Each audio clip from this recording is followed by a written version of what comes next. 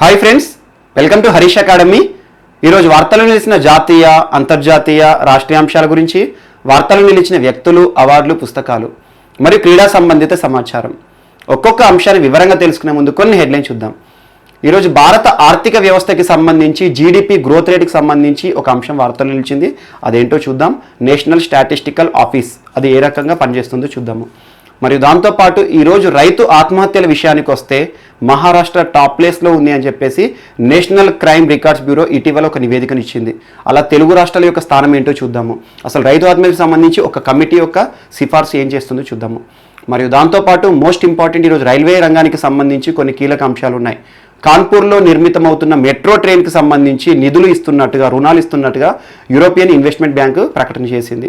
దానికి సంబంధించిన అంశాలు మరియు కాంటాక్ట్లెస్ సర్వీసెస్లో భాగంగా ఈ రోజున రైల్వే శాఖ వారణాసిలోని ఒక హాస్పిటల్లో ఒక అత్యాధునిక సౌకర్యాలతో కూడిన రిమోట్ ఆపరేటెడ్ ట్రాలీతో ముందుకు వచ్చింది. అదేంటో చూద్దాము. మరియు దాంతోపాటు most important defence related issues ఉన్నాయి. సో డిఫెన్స్ రంగంలో ఉన్న ఉద్యోగులు ఎవరైతే ఉన్నారో వారి కోసం బీమా సౌకర్యాన్ని కల్పిస్తున్నామని చెప్పేసి రక్షణ శాఖ మంత్రి గారు చెప్పారు. ఆ టాపిక్ రిలేటెడ్గా మనం చారు సిన్హా గారి గురించి కూడా చూద్దాం. తెలంగాణకు సంబంధించిన ఐపీఎస్ ఆఫీసర్. సో చారు సిన్హా గారు ఇటీవల శ్రీనగర్ సెక్టార్కి సంబంధించి నియమితులవడం జరిగింది. అసలు ఏంటి ఆ అంశం అంతా చూద్దాము. మరి దాంతోపాటు మోస్ట్ ఇంపార్టెంట్ ఈరోజు లెబనాన్ దేశానికి కొత్త ప్రధాని రావడం జరిగింది. లెబనాన్ రాజధాని బీరట్లో పేలుడు తర్వాత ఆ దేశంలో రాజకీయ సంక్షోభం అనేది ఏర్పడింది. ఆ తర్వాత ఈరోజు మళ్ళీ మెల్లిమెల్లిగా ఇప్పుడే రాజకీయ పరంగా స్థిరమయ్యే పరిస్థితులు కనబడుతున్నాయి. అదేంటో చూద్దాము. దాంతోపాటు స్టేట్ రిలేటెడ్ ఇష్యూస్ మరియు ఒక్కొక్క అంశం వార్తలు నిలిచిన ప్రతి ఒక్క వ్యక్తి గురించి కూడా చూద్దాము. సో ముందుగా ఈరోజు topic GDP related issue, gross domestic product. So gross domestic product అంటే ఒకటే గుర్తుంచుకోండి, వృద్ధి రేటుని సూచించేది అనుకోండి, వృద్ధి రేటు.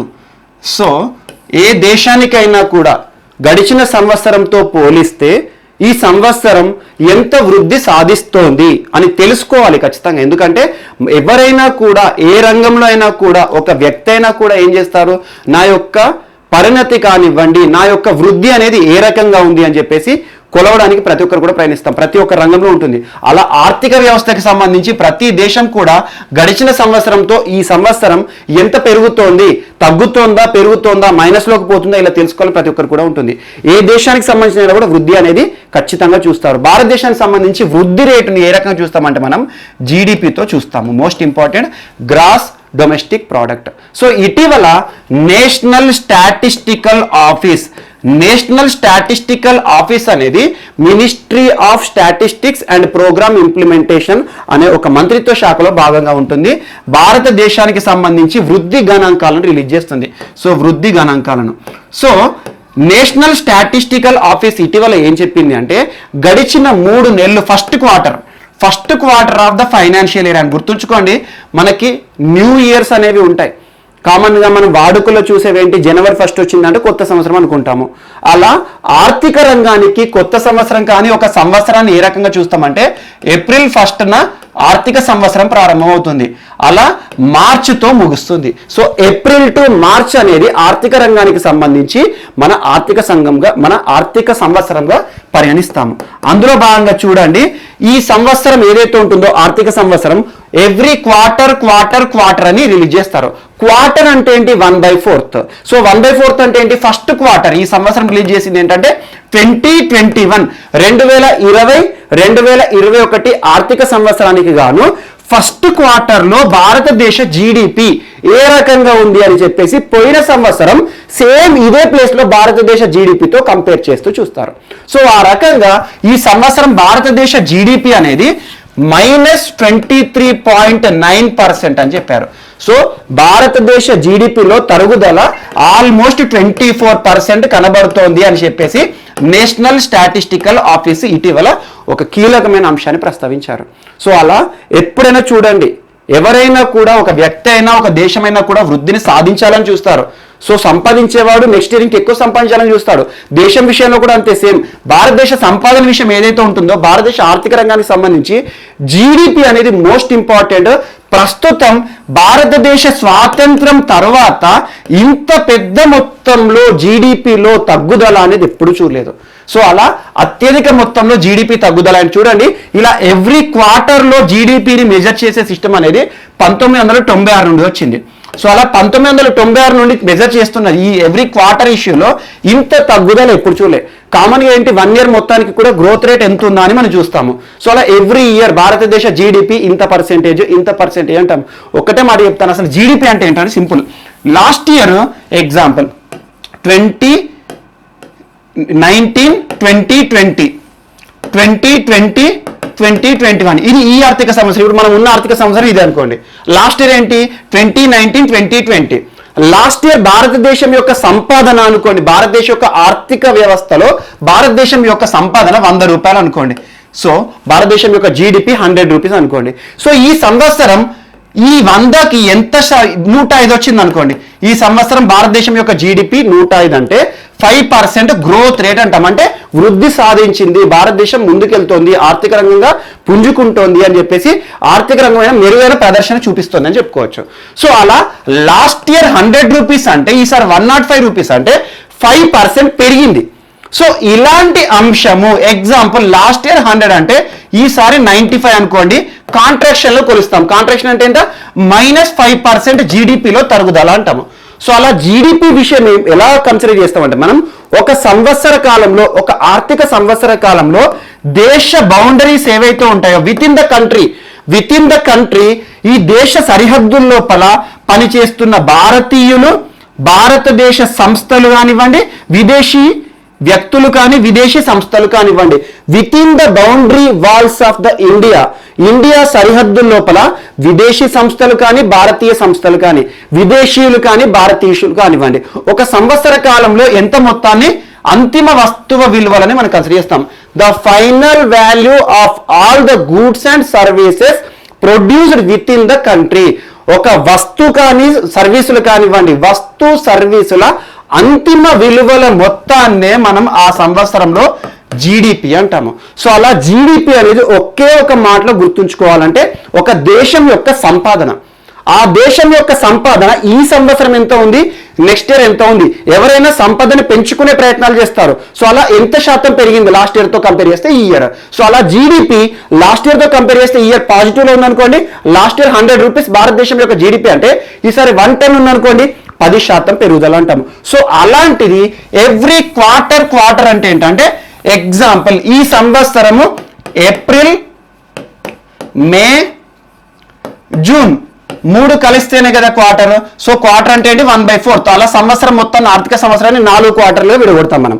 సో ఫస్ట్ క్వార్టర్ ఈ ఆర్థిక సంవత్సరం 2020-2021కి సంబంధించి ఆర్థిక సంవత్సరం ఫస్ట్ క్వార్టర్ని లాస్ట్ ఇయర్ 2019-2020 క్వార్టర్తో కంపేర్ చేస్తాము. అప్పుడు ఉన్న జీడిపిని ఇప్పుడున్న జీడిపిని కంపేర్ చేస్తే ఎంత పెరుగుదల ఉంది లేదా ఎంత తరుగుదల ఉంది జీడిపిలో అని చెప్పేసి కంపేర్ చేస్తాము. సో లాస్ట్ ఇయర్తో కంపేర్ చేస్తే ఈసారి భారీ తరుగుదల కనబడుతుంది జీడిపిలో. కారణాలు చాలా ఉన్నాయి. ప్రస్తుతం లాక్డౌన్ కాలంలో ఉంది భారతదేశం. ఎప్పుడు ఏప్రిల్ పీక్ లాక్డౌన్లో ఉంది. ఆ తర్వాత మే, జూన్ ఇది మొత్తం కూడా లాక్డౌన్లో వెళ్ళిపోయింది. సో ఇలాంటి పరిస్థితుల కాలంలో భారతదేశంలో ఉత్పత్తి మొత్తం కూడా మందగించింది. సో అలా మందగించిన ఉత్పత్తి ఆటోమేటిక్గా వస్తు ఉత్పత్తి లేదు, సర్వీసెస్ లేవు, అన్నీ లేవు. కాబట్టి భారతదేశం యొక్క ఆర్థిక రంగం అంతా కూడా స్తంభించిపోయింది. స్తంభించిన ఆర్థిక వ్యవస్థను మనం ఆశించలేము. సో అదొక రీజన్గా అనుకోవచ్చు. సో ఈ రకంగా ఫస్ట్ క్వార్టర్లో జీడిపి అనేది తగ్గిపోయింది. కానీ ఒకటి గుర్తుంచుకోండి, ఈ మైనస్లోకి పోయింది, ఇంత దారుణంగా పడిపోయిందని భారతదేశంలో గడిచిన సంవత్సరాలు గమనిస్తే ఆఫ్టర్ ఇండిపెండెన్స్ ప్రస్తుత సంవత్సరం ఆర్థిక సంవత్సరం భారీ తరుగుదల జీడిపిలో కనబడుతుందని చాలా వరకు కూడా నివేదికలు చెప్తున్నాయి. ఇటీవల కాలంలో SBI ఎకోవ్రాప్ అనే ఒక నివేదిక ఏం చెప్పింది అంటే ఎకోవ్రాప్ సో ఈ సంవత్సరం ఆర్థిక సంవత్సరం భారతదేశ జీడిపి 2020-2021 సంవత్సరం గాను -10.9%. అంటే లాస్ట్ ఇయర్ తో కంపేర్ చేస్తే ఈసారి 10 రూపాయలు తగ్గుతుంది ప్రతి 100కి. అలా గుర్తుంచుకోండి. సో ఈ రకంగా మైనస్ కాంట్రాక్షన్ లోకి పోతుంది అని చెప్పాను. జీడిపిని కూడా కొలవడానికి చాలా పద్ధతులు ఉంటాయి. సో ఈ జీడిపి గురించి ప్రత్యేక వీడియో మీకు చేస్తాను నేను. సో కాన్స్టాంట్ ప్రైసెస్ అంటారు, కరెంట్ ప్రైసెస్ అంటారు. కాన్స్టాంట్ ప్రైసెస్ అంటే ఏంటంటే ఒక బేస్ ఇయర్ తీసుకుంటారు, పలానా సంవత్సరం రూపాయల విలువలో అంటారు. ఎగ్జాంపుల్ 2011, 2012 లెక్కల ప్రకారం ఈ సంవత్సరం జీడిపి ఎంత అంటారు. కరెంట్ ఇయర్స్ అంటే ఈ సంవత్సరం ఎక్స్క్లూజివ్ గా ఎంత జీడిపి ఉందని చెప్పేసి కరెంట్ ప్రైసెస్ ఇప్పుడున్న విలువల ప్రకారంగా వస్తాయి. సో ఈ రకంగా జీడిపి విషయం చూస్తే మనకి లాక్డౌన్ విషయాల్లో జరిగిన అంశాలు ఏవైతే ఉన్నాయో ఆర్థిక రంగం మొత్తం కూడా స్తంభించిపోవడం ద్వారా జీడిపి తరుగుదల అనేది చూస్తున్నాం. కానీ భారీ మొత్తంలో జీడిపి అనేది మనం తగ్గడం చూస్తున్నాం. అండ్ నరేంద్ర మోడీ గారి ప్రభుత్వం వచ్చినాక 2016లో డిమానిటైజేషన్ ఆ తర్వాత జిఎస్టి రావడము, ఇవన్నీ అంశాలు కూడా కొంత మొత్తంలో జీడిపి తరచూ ఇయర్ బై ఇయర్ తగ్గడంలో కొంత పాత్ర పోషిస్తున్నాయి. సో జీడిపి ఎవ్రీ ఇయర్ ఎందుకు తగ్గుతుందంటే కాంగ్రెస్ ప్రభుత్వం మనకు చూడండి 2007-2008 ఆర్థిక సంవత్సరంలో దాదాపు 9.2% జీడిపి గ్రోత్ రేట్ భారతదేశం చూసింది. 9.2% అంటే ఆల్మోస్ట్ డబుల్ డిజిట్కి వచ్చింది. అంటే ప్రతి 100కి 10% పెరుగుతుంది నెక్స్ట్ ఇయర్ అన్నట్టు. సో ఈ రకంగా 9.2 హైయెస్ట్ గ్రోత్ రేట్ చూసింది. అంటే 11th 5 year plan 12th 5 year ప్లాన్లో యావరేజ్ గా 8 కంటే ఎక్కువ జీడిపి గ్రోత్ రేట్ చూసాము. కానీ గడిచిన కొన్ని సంవత్సరాల్లో జీడిపి పతనం ఎందుకు అంటే కొన్ని ఆర్థిక సంస్కరణల్లో భాగంగా భారత ప్రభుత్వము డిమానిటైజేషన్ కానీ జిఎస్టీ కానీ అందులో ఈ సంవత్సరం లాక్డౌన్ వల్ల కానివ్వండి ఇలాంటి అంశాల ద్వారా జీడిపి అనేది తగ్గిపోతా ఉంది. సో భారతదేశం యొక్క ఆర్థిక వృద్ధి రేటుని మనం జీడిపిలో కొలుస్తాం. సో జిఎన్పి అనేది మళ్ళీ సపరేట్ కాన్సెప్ట్. ఇందాక చెప్పిన within the boundary walls of the India అన్నాను కదా, అదేంటంటే జాతీయత అనే అంశం ఆధారంగా మనకి జిఎన్పి చూస్తాం. గ్రాస్ నేషనల్ ప్రోడక్ట్, నేషనాలిటీ అనే కండిషన్ తీసుకుంటాము. సో ఈ రకంగా జీడిపిలో భారీ తరుగుదల చూసాము. అండ్ చూడండి 1979-1980 సంవత్సరంలో -5.2 గ్రోత్ రేట్ చూస్తాం. మనం మైనస్ లో ఉంది. అంత తక్కువ గ్రోత్ రేట్ మనం ఎప్పుడు చూడలేదు ఒక ఇయర్ కి. కానీ ఇప్పుడు కూడా గుర్తుంచుకోండి, ఇది కేవలం క్వార్టర్ కి మాత్రమే. First quarter of the 2021 financial year లో మనకి 23.9% జీడిపి గ్రోత్ అనేది నమోదైంది అని చెప్పేసి నేషనల్ స్టాటిస్టికల్ ఆఫీస్ ఇటీవల ఒక నివేదికను ఇచ్చింది. సో అలా ministry of statistics and programme ఇంప్లిమెంటేషన్లో భాగంగా నేషనల్ స్టాటిస్టికల్ ఆఫీస్ ఈ నివేదికను ఇవ్వడం జరిగింది. సో ఇది జీడిపికి సంబంధించి. సో దీని గురించి ఎక్స్ప్లెనేషన్ క్లారిటీ రావాలంటే మోర్ ఎక్స్ప్లెనేషన్ కావాలని గుర్తుంచుకోండి. చాలా వరకు కామెంట్స్ ఏంటంటే లెంత్ పెరుగుతోందని, షార్ట్ టైంలో చెప్పండి, 30 minutesలో క్లోజ్ చేయండి అని. కానీ ఒక్కటి గుర్తుంచుకోండి, మ్యాక్సిమం మీకు ఏదైతే ఉంటుందో ఒక్కొక్క టాపిక్ని ఎక్స్ప్లెయిన్ చేయాలంటే 1 hour, ½ an hour ఈజీగా ఎక్స్ప్లెయిన్ చేయొచ్చు. అలా 3-4 hours నేను ఎక్స్ప్లెయిన్ చేయట్లేదు. విత్ ఇన్ 1 hour నుండి 1 hour 30 minutes లోపల క్లోజ్ చేస్తున్నాను. బట్ గుర్తుంచుకోండి, ఖచ్చితంగా టైంని పక్కన పెట్టుకొని ఒక రోజు ఎక్కువ టైమే కావచ్చు, ఒక టాపిక్ తక్కువ ఎక్స్ప్లెయిన్ చేయొచ్చు, ఒక టాపిక్ ఎక్కువ ఎక్స్ప్లెయిన్ చేయొచ్చు. కానీ టైంని ఎట్టి పరిస్థితిలో చూడకండి. ప్రిపరేషన్లో టైంని చూసుకుంటూ ప్రిపేర్ అవ్వకండి. జస్ట్ నమ్మండి, ఖచ్చితంగా ఈ టాపిక్స్ ప్రిపేర్ అవ్వండి, ఖచ్చితంగా మీరు పోటీ పరీక్షలో విజయాన్ని సాధిస్తారు. అది మాత్రం ఖచ్చితంగా చెప్తున్నాను. సో టైం పట్టించుకోకండి, మీ ప్రయత్నంలో మీరు ఉండండి. ఇచ్చిన సబ్జెక్ట్ ఏదంతో చూడండి. అప్పటికీ కూడా ఈ 1 hourలో కూడా చాలా టాపిక్స్ ఎక్స్ప్లెయిన్ చేసే పరిస్థితి ఉన్నా కూడా మ్యాక్సిమం స్కిప్ చేయాల్సి వస్తుంది. వార్తల వ్యక్తుల విషయాలు కానివ్వండి, అలా కొన్ని ఇంపార్టెంట్ ఏరియాస్ ఫోకస్ చేస్తూ కొన్ని విషయాలు తక్కువ ఎక్స్ప్లెనేషన్ ఇస్తున్నాను. అప్పటికి కూడా కట్ చేస్తున్నాను. అయినా కూడా 1 hour 10 minutes అలా వస్తుంది. బట్ మ్యాక్సిమం నా వంతు ప్రయత్నం చేస్తాను, చూడండి. ఓకే, నెక్స్ట్ టాపిక్ ఈరోజు సెకండ్ టాపిక్, రైతు ఆత్మహత్యలకు సంబంధించి national crime records bureau. National crime records bureau ఇటీవల దీని యొక్క పేరు మారింది. మనం రాష్ట్రీయ అపరాధ రికార్డ్స్ బ్యూరో.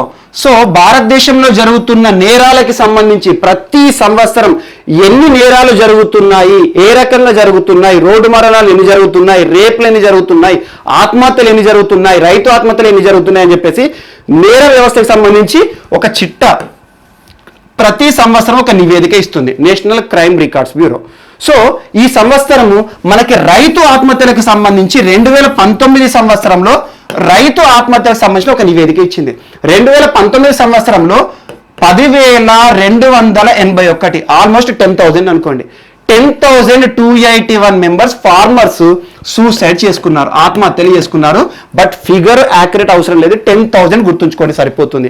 10,281 ఫార్మర్స్ 2019లో రైతులు, వ్యవసాయంపై ఆధారపడ్డ రైతులు ఆత్మహత్య చేసుకున్నారు. అండ్ గుర్తుంచుకోండి, ఇందాక మీకు నేను జీడిపి అని చెప్పాను కదా, జీడిపి మైనస్ గ్రోత్ రేట్ లోకి పోయినా కూడా, మైనస్ లోకి వెళ్ళినా కూడా గడిచిన 3 నెలల్లో ఫస్ట్ క్వార్టర్లో వ్యవసాయ రంగం మాత్రం +3.4 గ్రోత్ మాత్రం అయింది. సో వ్యవసాయ రంగం ముందుకు వస్తుంది, ఎందుకంటే వ్యవసాయం ఎప్పుడు కూడా ఆపకూడదు.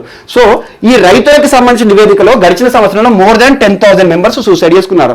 అలా రైతు ఆత్మహత్యల్లో టాప్ ప్లేస్ ఎక్కువ మంది రైతులు ఆత్మహత్య చేసుకుంటున్న రాష్ట్రం ఏది అంటారు? మహారాష్ట్ర. సో ఇది మంచి పరిణామం కాదు. ఏ రాష్ట్రం అయితే టాప్ ప్లేస్ లో ఉందో ప్రతి ఫస్ట్ ప్లేస్ మంచి ఉన్నతమైన పరిస్థితి కాదు. కొన్ని ప్లేసెస్ కొన్ని ఇష్యూస్ లో టాప్ ప్లేస్ లో మంచి అంశం, కొన్ని ప్లేసెస్ లో కొన్ని ఇష్యూస్ లో లాస్ట్ ప్లేస్ మంచిది. సో ఈ రైతు ఆత్మహత్యలో చివరి స్థానంలో ఉన్న రాష్ట్రం మంచి రాష్ట్రం అన్నట్టు. సో అలా మహారాష్ట్రలో రైతు ఆత్మహత్యలు గడిచిన సంవత్సరంలో 3,927 మంది చూశారు. సో అలా రైతుల విషయంలో ఆత్మహత్యలను కనుక గమనిస్తే భారతదేశంలో అత్యధిక ఫార్మ్ సూసైడ్స్ ఎక్కడ ఉన్నాయి అంటే మహారాష్ట్రలో ఉంది. సెకండ్ ప్లేస్ కర్ణాటకలో 1992. సో 1992 1992 మంది రైతులు కర్ణాటకలో ఆత్మహత్యలు చేసుకుంటున్నారు సంవత్సరంలో, గడిచిన సంవత్సరంలో చేసుకున్నారు. అలా రైతు ఆత్మహత్యల్లో సెకండ్ ప్లేస్ లో కర్ణాటక ఉంది. And third place most important మన తెలుగు రాష్ట్రాలు ఆంధ్రప్రదేశ్లో 1029 మెంబర్స్ గడిచిన సంవత్సరంలో ఆత్మహత్యలు చేసుకున్నారు. సో థర్డ్ ప్లేస్ లో ఆంధ్రప్రదేశ్ ఉంది. ఫోర్త్ ప్లేస్ లో మధ్యప్రదేశ్ ఉంది, 541 మంది రైతులు ఆత్మహత్య చేసుకున్నారు. And fifth place most important Telangana ఉంది. సో ఆంధ్రప్రదేశ్ తెలంగాణ గుర్తుంచుకోండి regional exams. And top place గుర్తుంచుకోండి, మొత్తం ఎంతమంది ఆత్మహత్యలు చేసుకుంటున్నారు, మహారాష్ట్రలో ఎన్ని ఆత్మహత్యలు ఉన్నాయి ఇది ఒకటి చూసుకోండి. సో తెలంగాణలో 499 మంది రైతులు గడిచిన సంవత్సరంలో ఆత్మహత్యలు చేసుకున్నారు. సో రైతు ఆత్మహత్యలు అనేది ఏ ప్రభుత్వానికైనా కూడా ఒక నెగటివ్ రిమార్కే. సో రైతులు ఆత్మహత్యలు లేని ప్రపంచాన్ని మనం చూడాలి, ఎందుకంటే రైతులు ఎదుర్కొనే సమస్యల ఆధారంగానే వాళ్ళు ఆత్మహత్యలు చేసుకుంటున్నారు. సో ఈ రకంగా రైతు ఆత్మహత్యలకు సంబంధించి నేషనల్ క్రైమ్ రికార్డ్స్ బ్యూరో ఇటీవల ఇచ్చిన నివేదిక ఆధారంగా ఒక అంశం వార్తలకు వచ్చింది. తెలుగు రాష్ట్రాల స్థానం చూసుకోండి, థర్డ్ లో ఏపీ ఉంది, ఎన్ని ఆత్మహత్యలు, తెలంగాణలో ఎన్ని ఉన్నాయి, మొత్తం ఎన్ని, టాప్ ప్లేస్ లో ఉంది మహారాష్ట్ర. ఈ రకంగా రైతు ఆత్మహత్యలకు సంబంధించి ఒక నివేదిక అనేది రావడం జరిగింది. అండ్ గుర్తుంచుకోండి, కొంతమంది ఏపీ ఇష్యూస్ కవర్ అవ్వట్లేదు అనుకుంటున్నారు, కొంతమంది తెలంగాణ ఇష్యూస్ కవర్ అవ్వట్లేదు అనుకుంటున్నారు. కానీ ఇష్యూస్ వార్తల్లో ఉంటే అది తెలంగాణ అయినా ఏపీ అయినా, ఒకరోజు తెలంగాణకు సంబంధించి మీరు చూడండి, క్రితం 1 వీక్ లో క్లాసెస్ చూడండి, ఒక్కొక్కసారి తెలంగాణ గురించి 5-6 టాపిక్స్ చెప్తాను ఒకటే రోజులో, ఒక్కొక్కసారి ఏపీ గురించి ఒక 6-7 టాపిక్స్ కూడా చెప్పాను. వార్తల్లో నిలిచిన ఏ అంశమైనా ఏ స్టేట్ అయినా కూడా తెలుగు రాష్ట్రాలకు సంబంధించి ఖచ్చితంగా కవర్ చేస్తున్నాను నేను, మీరు గమనించండి. కాకపోతే రోజు రీజనల్ ఇష్యూస్ అనేవి వార్తల్లో ఉండవు, ప్రతిరోజు రీజనల్ ఇష్యూస్ అన్ని చర్చించే ఉండవు, కొన్ని అన్ఇంపార్టెంట్ ఉంటాయి కాబట్టి కొన్ని స్కిప్ చేస్తాం. ఎగ్జామ్ ఓరియంటేషన్లో ఏదైతే ఉంటుందో 100% ఖచ్చితంగా నేను చెప్పిన టాపిక్స్ చూడండి వస్తాయి. సో ఈ రకంగా రైతు ఆత్మహత్యకు సంబంధించి ఒక నివేదిక, మహారాష్ట్రలో అత్యధిక రైతు ఆత్మహత్యలు అనేది ఈరోజు చూడడం జరుగుతుంది. అండ్ నెక్స్ట్ ఈరోజు ఈ ఆత్మహత్యల విషయం పక్క పెడితే వ్యవసాయ రంగానికి సంబంధించి ఇంకొక అంశం కూడా ఉంది. ఈ టాపిక్ చెప్పిన తర్వాత మనం ఈ ఆత్మహత్యలు, సాధారణ ఆత్మహత్యల గురించి చర్చిద్దాం. స్వాల్బార్డ్ విత్తన కేంద్రం మీకు అందరికీ తెలిసే ఉంటుంది. సో ప్రపంచంలో అత్యంత పెద్ద విత్తన సంరక్షణ కేంద్రం, విత్తనాలు సీడ్స్ ని సంరక్షించే ఒక కేంద్రము ఆర్కిటికా ఖండంలో ఉంది. ఆర్కిటికా ఖండంలో విత్తన సంరక్షణకి ప్రపంచంలో ప్రఖ్యాతిగాంచిన కొన్ని లక్షల కోట్ల రకాల మొక్కల విత్తనాలను ఈ ఆర్కిటికా ఖండంలోని స్వాల్బార్డ్ సీడ్ బ్యాంకులో స్టోర్ చేస్తారు. సో అలా ఇటీవల కాలంలో మనం ఉత్తరాఖండ్ రాష్ట్రం గురించి చర్చించినప్పుడు అక్కడ ఒక విత్తన కేంద్రం గురించి చర్చించినప్పుడు నేను చెప్పాను. సో అలా ఆర్కిటికా ఖండంలో ఉన్న స్వాల్బార్డ్ విత్తన కేంద్రంలో ప్రపంచంలో ఉన్న అన్ని రకాల మొక్కలు ఏవైతే మానవాళికి అవసరమో వాటికి సంబంధించిన విత్తనాలను సంరక్షించే ఒక కేంద్రము అత్యంత పెద్దది శీతల ప్రాంతంలో ఉంది, ఆర్కిటిక్ ఖండంలో ఉంది. అండ్ గుర్తుంచుకోండి, ఇటీవల వార్తలు నిలిచింది. అసలు ఎందుకు విత్తనాలను స్టోర్ చేస్తారు అది డౌట్. సో ఎప్పుడైనా చూడండి, రేపు ఫ్యూచర్లో ఏదైనా వైపరీత్యం కానీ విపత్తు వచ్చి ప్రపంచమంతా కొట్టుకెళ్ళింది అనుకోండి, అటువంటి పరిస్థితిలో కూడా నెక్స్ట్ జనరేషన్లో విత్తనాలకు సంబంధించి మానవాళికి అవసరం ఉంటుంది. కాబట్టి ఈ విత్తన సంరక్షణ కేంద్రం నుండి వీటి యొక్క జీన్సే కానివ్వండి, వీటి యొక్క విత్తనాలే కానివ్వండి, ఆ స్టెమ్ జీన్సే కానివ్వండి, ఇవన్నిటితో ద్వారా మనం పంటలు కానివ్వండి మనకు కావాల్సిన మొక్కలు నాటుతాం. సో అలా ఫ్యూచర్ని దృష్టిలో ఉంచుకొని ప్రపంచమంతా అసలు విత్తనాలు లేని మొక్కలు లేని ప్రపంచం ఉంటే అప్పుడు కూడా ఈ విత్తనాలు తీసుకొని నెక్స్ట్ జనరేషన్ కూడా మనం ఒకవేళ పరిస్థితి అంతా కూడా విపత్తుతో ముంచెత్తినా కూడా ఇటువంటి విత్తనాలతో మనం నెక్స్ట్ క్రాప్ చేసుకోవచ్చు, చెట్లను నాటొచ్చు అని చెప్పే ఉద్దేశంతో అలా ఫ్యూచర్ దృష్టిలో పెట్టుకొని చేస్తాం. ఇటీవల ఎందుకు చేస్తారు ఈ వార్త నిలిచింది అంటే, ఇటీవల ఇక్రిసాట్ శాస్త్రవేత్తలు, ICRISAT international crop research institute for semi arid tropics, ICRISAT acronym ఖచ్చితంగా చూసుకోండి. International crop research institute for semi arid tropics. So అలా ఇక్రిసాట్ కేంద్రం, ఒక ఇంటర్నేషనల్ సెంటర్ కేంద్రం ఎక్కడ ఉంది అంటే హైదరాబాద్ ఉంది, పటాన్ చెరువులో ఉంటుంది, చూడొచ్చు మీరు. సో ఇక్రిసాట్ శాస్త్రవేత్తలు కూడా ఈరోజు స్వాల్బార్డ్ విత్తన కేంద్రానికి సంబంధించి ఒక పరిశోధనలో నిమగ్నమయ్యారు. ప్రపంచంలోని ప్రఖ్యాతిగాంచిన వ్యవసాయ శాస్త్రవేత్తలందరూ కూడా ఈరోజు స్వాల్బార్డ్ సీడ్ బ్యాంక్ లో కొన్ని పరిశోధనలు చేస్తున్నారు. కాంటెంట్ ఏంటంటే, అసలు ఏంటంటే ఈ విత్తనాలన్నింటినీ కూడా మనం స్టోర్ చేస్తున్నాం, కొన్ని వందల ఏళ్ల పాటు స్టోర్ చేస్తున్నాం. మరి అలా స్టోర్ చేసిన విత్తనాలలో వాటి యొక్క విత్తన శాతం ఏ రకంగా ఉంటుంది, ఫ్యూచర్లో అవి ఏ రకంగా విత్తనాలు సాప్లింగ్స్ గా మారుతాయి, మొక్కలుగా ఉంటాయి, అందులో ఎంతవరకు శక్తి ఉంటుంది, ఈ విత్తనాల్లో పుష్పించే శక్తి ఏ రకంగా ఉంటుంది, లేదా ఈ విత్తనం ఏదైతే ఉంటుందో మొక్కగా మారే శక్తి ఏ రకంగా ఉంటుంది అని చెప్పేసి విత్తనాలకి సంబంధించి టోటల్ గా వాటి యొక్క కెపాసిటీని పరిశోధన చేస్తున్నారు. సో అలా స్టోర్ చేసిన విత్తనాల నుండి నిజంగానే మొక్కలు వస్తాయా రావా, అలా ఎంతకాలం పాటు స్టోర్ చేసిన విత్తనాలు మళ్ళీ మనకు పనికి వస్తాయి, ఇలాంటి అంశాలను ఆధారంగా తీసుకొని ప్రపంచ శాస్త్రవేత్తలు అందరూ కూడా ఈరోజు రీసెర్చ్ చేస్తున్నారు. అందులో మోస్ట్ ఇంపార్టెంట్ మన ఇక్రిసాట్ శాస్త్రవేత్తలు కూడా స్వాల్బార్డ్ సీడ్ బ్యాంక్ ఏదైతే ఉందో, జీన్ బ్యాంక్ ఏదైతే ఉందో అక్కడ పరిశోధన చేస్తున్నారు. విత్తనాలకు సంబంధించి లాంగ్ టైం స్టోర్ చేస్తే అవి అసలు పనికి వస్తాయా లేవా, వాటి యొక్క పొటెన్సీ ఏ రకంగా ఉంటుంది, ఇలాంటి అంశాలన్నీ కూడా చూడడం జరుగుతుంది. ఇది ఒకటి కూడా అంశం ఈరోజు వార్తలు నిలిచింది స్వాల్బార్డ్ సంబంధించి. అండ్ నెక్స్ట్ ఈరోజు ఇంకొక టాపిక్ ఏంటంటే ఆత్మహత్యలకు సంబంధించి నివేదిక. ఇటీవల ప్రతి 100 మందిలో ఆత్మహత్యలు చేసుకుంటే, ఇది రైతు ఆత్మహత్యలు కాదు, సాధారణ ఆత్మహత్యలు. ఇటీవల కాలం మనం చూస్తున్నాం, చిన్న యువతరంలోనే యంగ్ ఏజ్ లోనే చాలా మంది ఆత్మహత్యలు చేసుకుంటాం. సుశాంత్ సింగ్ రాజ్పూత్, 2 రాష్ట్రాల మధ్యలో గొడవలు జరుగుతున్నాయి ఈరోజు, బీహార్కి మహారాష్ట్రకి మధ్యలో. సో ఒక సినిమా లాంటి వాతావరణం కనబడుతోంది. పోలీస్ అధికారుల విషయంలో కానివ్వండి, స్పెషల్ అపాయింట్మెంట్ చేయడం కానివ్వండి, ఇలాంటి అంశాలు అమిత్ షా గారు నియమించడం కానివ్వండి, అలా 2 రాష్ట్రాల మధ్యలో సుశాంత్ సింగ్ రాజ్పూత్ గారి ఆత్మహత్య ఈరోజు వివాదం అవుతోంది. సో ప్రతిరోజు మనం పేపర్లు చూస్తున్నాం. అలా యువ ఏజ్ లోనే, యంగ్ ఏజ్ లోనే చనిపోవడం అనేది చాలా మంది మనం చూస్తున్నాం. అలాంటి ఆత్మహత్యలకు సంబంధించి ఒక నివేదికను ఎన్సీఆర్బీ ఈ రోజు రిలీజ్ చేసింది. ఇంతకుముందు రైతు ఆత్మహత్యలు అన్నాను కదా, అలాంటిదే ఈ రోజు ఆత్మహత్యలు, సాధారణ ఆత్మహత్యలకు సంబంధించిన నివేదిక. అలా ఆత్మహత్యలు చేసుకుంటున్న అందరిలో కూడా దాదాపు ప్రతి 100 మందిలో 70 మంది పురుషులే ఉంటున్నారు అలా ఆత్మహత్యలు చేసుకునేది. అండ్ మహిళల శాతం 30%. అండ్ దేశంలో 2019 సంవత్సరంలో యావరేజ్ గా సగటున ఒక సంవత్సరానికి 381 మంది మనకి ఒక రోజున ఆత్మహత్య చేసుకుంటారట. ఒక రోజున 381 మంది ఆత్మహత్యలు అంటే చూడండి ఎలాంటి పరిస్థితిలో ఉందో. యావరేజ్ గా మన దేశంలోని అన్ని ప్రాంతాలను కనుక కన్సిడర్ చేస్తే ఒక్క రోజు యావరేజ్ గా 300, యావరేజ్ అంటే ఖచ్చితంగా 381 ఉంటుందని కాదు, ఒక రోజు 500 ఉండొచ్చు, ఒక రోజు 200 ఉండొచ్చు. సో సరాసరి యావరేజ్ యొక్క సంఖ్య ఎంత అంటే, ఆత్మహత్య యొక్క సంఖ్య ఎంత అంటే 381. సో 381 మంది ఆత్మహత్యలు చేసుకుంటున్నారు. అది 2018తో పోలిస్తే 3.4% అధికం అంట. సో 2019 ఎంతమంది ఆత్మహత్య చేసుకున్నారు అందరు, అన్ని వర్గాల వారి ప్రజలంటే 1,39,123. 1,39,123. అదే 2018 ఎంతమంది ఆత్మహత్య చేసుకున్నారంటే 1,34,516 మంది ఆత్మహత్య చేసుకున్నారు. సో ఈ రకంగా ప్రతి 100 మందిలో 70.2% మంది పురుషులు చచ్చిపోతున్నారట ఆత్మహత్య చేసుకున్నారు. అండ్ మహిళలు 29.8% ఆత్మహత్య అనేది ఉంది. అండ్ నగరాల విషయాన్ని చూసుకుంటే కూడా కొన్ని కన్సిడరేషన్స్ ఇచ్చారు. సో ఈ రకంగా ఆత్మహత్యల విషయాన్ని చూసేసుకుంటే ఏంటంటే మనకు అత్యధిక ఆత్మహత్యలు మహారాష్ట్రలో సంభవిస్తున్నాయి. సో ఒక చిన్న పాయింట్ ఏంటంటే, మనకి రైతు ఆత్మహత్యలు తీసుకున్నా, సాధారణ ఆత్మహత్యలు తీసుకున్న, ఆత్మహత్యలకు రాజధాని మహారాష్ట్ర అనుకోవచ్చు. సో మహారాష్ట్రలో అత్యధిక ఆత్మహత్యలు సంభవిస్తున్నాయి. 18,916 మంది 2019లో అన్ని రకాల ప్రజలు ఆత్మహత్య చేసుకున్నారు. అదే రైతుల విషయంలో 3927. సో అది ఇది కలిపి చదువుకోండి, ఖచ్చితంగా ఇలాంటి బిట్స్ వస్తాయి. ఎందుకంటే నేషనల్ క్రైమ్ బిట్. అండ్ ఇటువంటి క్వశ్చన్స్ ఏంటంటే స్టాటిక్ కాదు, వోలటైల్. నెక్స్ట్ ఇయర్ మళ్ళీ ఒక నివేదిక వస్తే ఇది పనికిరాదు.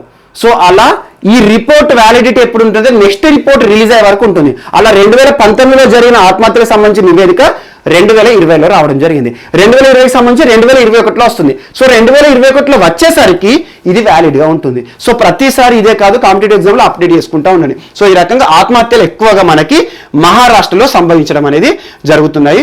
అండ్ ఈ ఇష్యూస్ ఏవైతే ఉన్నాయో వీటన్నిటి కూడా బిట్స్ వైజ్ చూడండి. సో నెక్స్ట్ టాపిక్ ఏంటో ఇప్పుడు చూద్దాం. సో ఈరోజు మన నెక్స్ట్ టాపిక్ వచ్చేసి జమ్మూ అండ్ కాశ్మీర్ కేంద్ర పాలిత ప్రాంతానికి సంబంధించింది. ఆర్టికల్ 370 జమ్మూ కాశ్మీర్ రాష్ట్రంగా ఉన్నప్పుడు ప్రత్యేక రక్షణలు, ప్రత్యేక హోదా కల్పించిన నిబంధన ఏదైతే రాజ్యాంగం నుండి తొలగించబడిందో ఆ తర్వాత జమ్మూ కాశ్మీర్ సంబంధించి తరచూ మనం అభివృద్ధి కార్యక్రమాలను చూస్తున్నాము. రెగ్యులర్గా ఏదో ఒక అంశంతో జమ్మూ కాశ్మీర్లో కేంద్ర ప్రభుత్వం అభివృద్ధి కార్యక్రమాలు చేస్తుంది. జస్ట్ 2 days బ్యాక్ కూడా చూసాం మనం. జమ్మూ కాశ్మీర్కి సంబంధించి కొన్ని నిబంధనలు వచ్చాయి పరిపాలనకు సంబంధించి.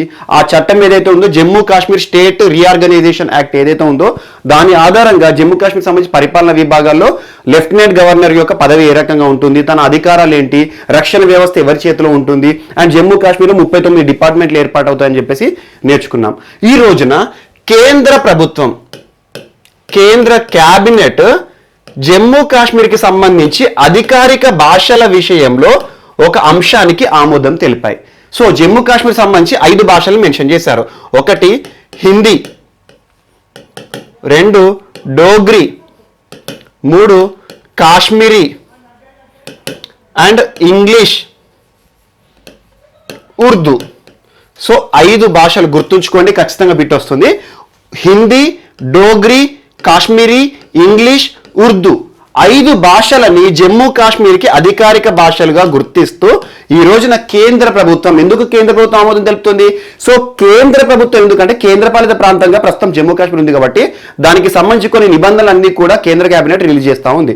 సో జమ్మూ కాశ్మీర్లో అధికారిక భాషలుగా 5 భాషలను గుర్తిస్తూ కేంద్ర కేబినెట్ ఇటీవల ఆమోదం పొందడం జరిగింది. దీనికి సంబంధించి అధికారిక భాషలకు సంబంధించిన ఒక బిల్లును కూడా తయారు చేశారు. ఆ బిల్లు ఏంటంటే Jammu and Kashmir official languages bill 2020 bill అని చెప్తున్నాను.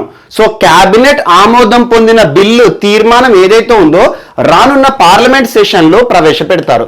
అలా పార్లమెంట్ ఆమోదం పొందిన తర్వాత రాష్ట్రపతి ఆమోదం చేస్తే ఆర్టికల్ 111 ఏ బిల్లుకైనా కూడా ఏ తీర్మానానికైనా కూడా రాష్ట్రపతి ఆమోదం తెలిపితేనే చట్టంగా మారుతుంది. అలా జమ్మూ కాశ్మీర్లో 5 భాషలు అధికారిక భాషలుగా గుర్తించడం జరుగుతుంది. ఈ 5 అధికారిక భాషల పేరు ఖచ్చితంగా చూడండి.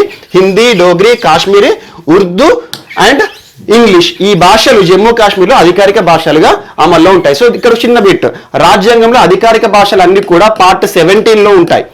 పార్ట్ 17 ఆర్టికల్ 343 నుండి ఆర్టికల్ 351 వరకు అధికారిక భాషలకు సంబంధించిన అన్ని సమాచారము ఎలా అధికారిక భాషలు గుర్తిస్తారు, ఏ భాషలు అని చెప్పేసి కొన్ని నిబంధనలు ఉంటాయి. ఆర్టికల్ 343 ఆఫ్ 1 ఆధారంగా మనకు హిందీ జాతీయ భాషగా, అఫీషియల్ భాషగా కూడా ఉంటుంది. సో అలా జమ్మూ కాశ్మీర్ సంబంధించి భాషల విషయము అధికారిక భాషలకు సంబంధించిన ఒక బిల్లు క్యాబినెట్ ఆమోదం అనేది పొందడం జరిగింది. రానున్న పార్లమెంట్ సమావేశాలు దీన్ని ప్రవేశపెడతామని చెప్పేసి మీడియా అండ్ బ్రాడ్కాస్టింగ్ మినిస్టర్ గారు ప్రకాష్ జవదేకర్ గారు ఇటీవల చెప్పడం జరిగింది. ఇది ఒకటి కూడా మోస్ట్ ఇంపార్టెంట్. అండ్ నెక్స్ట్ ఈరోజు మోస్ట్ ఇంపార్టెంట్ మిషన్ కర్మయోగి. మిషన్ కర్మయోగి అని చెప్పేసి కేంద్ర ప్రభుత్వం ఒక కొత్త రీఫార్మ్ సంస్కరణలు తీసుకురాబోతోంది. ఏ రంగానికి సంబంధించి అంటే సివిల్ సర్వీసెస్ అధికారులకు సంబంధించి సివిల్ సర్వీసెస్ అధికారులు ఎవరైతే ఉంటారో వారికి సంబంధించి కొన్ని కొత్త గైడ్లైన్స్ ఒక ప్రోగ్రామ్ తీసుకొచ్చింది. మిషన్ కర్మయోగి ఇటీవల వార్తలు నిలిచింది. ఎవరికి సంబంధించింది అంటే సొసైటీ ఎదుర్కొంటున్న ఛాలెంజెస్ ఏవైతే ఉంటాయో వాటిని ఏ విధంగా పరిష్కరించాలి, ఏ విధంగా వాళ్ళని ట్రైన్అప్ చేయాలి అని చెప్పేసి సివిల్ సర్వీస్ అధికారులు ఉంటారు కదా, అలా ఐఏఎస్ ఆఫీసర్స్ ఎవరైతే ఉంటారో వారందరికీ కూడా ఒక కొత్త విధానంలో ట్రైన్అప్ చేసే ఒక ప్రోగ్రాము, అలా సొసైటీలో మరింత చురుకుగా పనిచేసే విధానంతో మిషన్ కర్మయోగి అనే ఒక కొత్త విధానం, కొత్త ప్రోగ్రామ్ ని కేంద్ర కేబినెట్ ఆమోదం పొందింది. ఇటీవల అమల్లోకి కూడా రాబోతోందని చెప్పేసి media broadcasting minister Prakash Javadekar garu చెప్పారు. ఇందులో భాగంగా మిషన్ కర్మయోగి సంబంధించి కొన్ని అంశాలు, national program for civil services, నేను ఇందాక చెప్పాను సివిల్ సర్వీసెస్ అని గుర్తుంచుకోండి. కరోనా పరిస్థితుల కాలంలో సివిల్ సర్వీసెస్ సంబంధించి చాలా అంశాలు ఉన్నాయి. కరుణ అని కూడా చెప్పాను, CARUNA, ఇది కూడా సివిల్ సర్వీసెస్ సంబంధించిన అంశమే. సో నేషనల్ ప్రోగ్రామ్, జాతీయ కార్యక్రమం ఇది సివిల్ సర్వీసెస్ కోసము ఒక కెపాసిటీ బిల్డింగ్ చేసే కార్యక్రమం. సో వారి యొక్క సామర్థ్యాన్ని మరింత నిర్మాణం చేసే ఉద్దేశంతో ఈరోజు కేంద్ర కేబినెట్ ఆమోదం పొంది సివిల్ సర్వీసెస్ ఉన్నతాధికారులు ఎవరైతే ఉంటారో వారు సొసైటీలో ఎదుర్కొంటున్న ఛాలెంజెస్ ఏవైతే ఉంటాయో, సమాజంలో ఉన్న ఛాలెంజెస్ ని ఏ విధంగా చురుగ్గా పరిష్కరిస్తారని చెప్పేసి ఒక ప్రోగ్రామ్ ని లాంచ్ చేయడం జరిగింది. ఇందుకోసం ఏం చెప్పారంటే roles based human resource management అన్నారు. సో ఇది ఒక నిబంధన, ఇది ఒక ఇతివృత్తంతో రాబోతోంది. అండ్ ఇందులో భాగంగా సివిల్ సర్వీసెస్ ఉన్నతాధికారులు ఎవరైతే ఉంటారో వారికి సంబంధించి స్కిల్ డెవలప్మెంట్ కానివ్వండి, సొసైటీకి సంబంధించి మరింత అధునాతన పద్ధతిలో వాళ్ళని ట్రైనప్ చేయడం కానివ్వండి, అలా వారి యొక్క పనితీరును మరింత పదును చేసే ఉద్దేశంతో ఈ రోజున మిషన్ కర్మయోగి అనే ఒక అంశాన్ని తీసుకొచ్చారు. సో మెయిన్స్ లో ఇది చాలా ఇంపార్టెంట్, బట్ ప్రిలిమ్స్ లో జస్ట్ బిట్టు గుర్తుంచుకోండి, అదేంటంటే ఇటీవల వార్తల్లో నిలిచిన మిషన్ కర్మయోగి, ఈ యాక్రోనిం గుర్తుంచుకోండి, NPCSCB, దాని యొక్క ఫుల్ ఫామ్ అబ్రివేషన్ అదేంటంటే national program for civil services capacity building program అనేది ఇటీవల వార్తలు ఇచ్చింది. అదేంటంటే మిషన్ కర్మయోగి ఎవరిని ఉద్దేశిస్తూ అంటే సివిల్ సర్వీసెస్ ఉద్యోగులు, ఉన్నతాధికారులు, అఫీషియల్స్ ఎవరైతే ఉన్నారో వాళ్ళకి సంబంధించింది. వారిని మరింత ఉన్నతంగా తీర్చిదిద్దే ఉద్దేశంతో, మరింత స్కిల్స్ ఆపాదించే ఉద్దేశంతో, సొసైటీ ఎదుర్కొంటున్న ఛాలెంజెస్ ఏవైతే ఉంటాయో వాటన్నిటి విషయంలో కూడా వీరికి కెపాసిటీ బిల్డింగ్ చేసే ఒక ఉన్నతమైన ప్రోగ్రామ్ ఇటీవల వార్తలు నిలిచింది. సో దీనికి సంబంధించి మెయిన్స్ లో ఖచ్చితంగా ప్రశ్న వస్తుంది. ప్రిలిమ్స్ లో జస్ట్ నేను చెప్పిన బిట్స్ చూసుకోండి సరిపోతుంది. అండ్ నెక్స్ట్ ఇంకొక అంశం, ఈ రోజు వార్తలు నిలిచిన అంశం ఏంటంటే రేనాటి చోళులకి సంబంధించి ఒక శాసనం వార్తలు నిలిచింది. రేనాటి చోళులు. సో రేనాడు ఎప్పుడైనా గుర్తుంచుకోండి, రేనాడు అని పదం వస్తే కడప ప్రాంతాలు గుర్తుంచుకోండి. ప్రస్తుతం కడప జిల్లా ఏదైతే ఉందో కడపలో ఒక రిమోట్ విలేజ్ లో రేనాటి చోళుల కాలం నాటి ఒక శాసనం బయటపడింది. శాసనం. సో శాసనం అంటే ఏంటి? ఇన్స్క్రిప్షన్ అంటారు.